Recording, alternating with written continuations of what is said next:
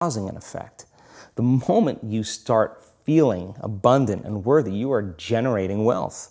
The moment you're empowered and feel it, you're beginning to step towards your success. The moment you start feeling whole, your healing begins. And when you love yourself and you love all of life, you'll create an equal. And now you're causing an effect.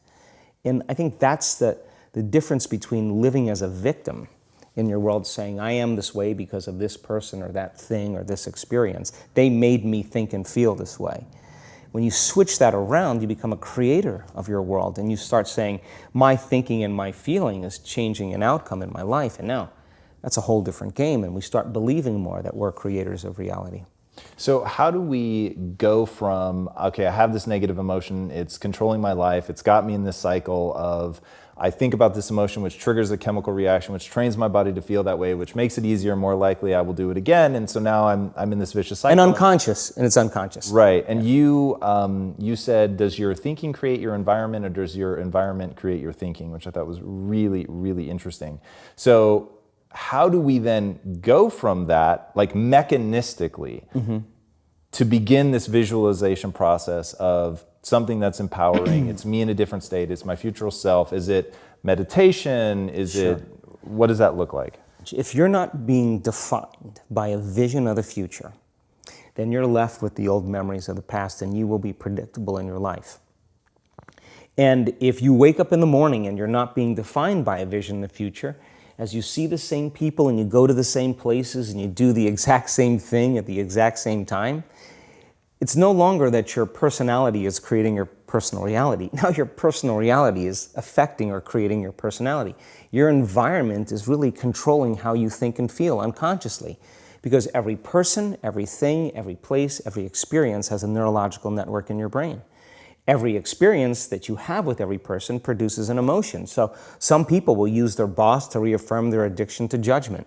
They'll use their enemy to reaffirm their addiction to hatred. They'll use their friends to reaffirm their addiction to suffering. So now they need the outer world to feel something. So to change then is to be greater than your environment, to be greater than the conditions in your world. And the environment is that seductive.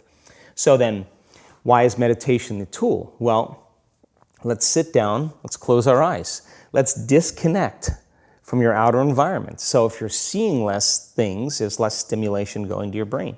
If you're playing soft music or you have earplugs in, less sensory information coming to your brain, so you're disconnecting from your environment. If you can sit your body down and tell it to stay like an animal, stay right here. I'm going to feed you when we're done. You can get up and check your emails. You can do all your texts. But right now, you're going to sit there and obey me. So then, when you do that properly, and you're not eating anything or smelling anything or tasting anything, you're not up experiencing and feeling anything, you would have to agree with me that you're being defined by a thought, right?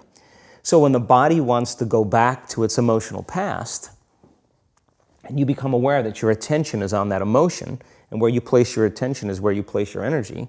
You're siphoning your energy out of the present moment into the past, and you become aware of that. And you settle your body back down in the present moment, because it's saying, well, it's 8 o'clock. You normally get upset because you're in traffic around this time, and here you are sitting, and we're used to feeling anger, and you're off schedule. Oh, it's 11 o'clock, and you usually check your emails and judge everybody. Well, the body's looking for that predictable chemical state. Every time you become aware that you're doing that and your body is craving those emotions and you settle it back down into the present moment, you're telling the body it's no longer the mind, that you're the mind. And now your will is getting greater than the program. And if you keep doing this over and over again, over and over again, over and over again, just like training a stallion or a dog, it's just going to say, I'm going to sit. And the moment that happens, when the body's no longer the mind, when it finally surrenders, there's a liberation of energy. We go from particle to wave, from matter to energy,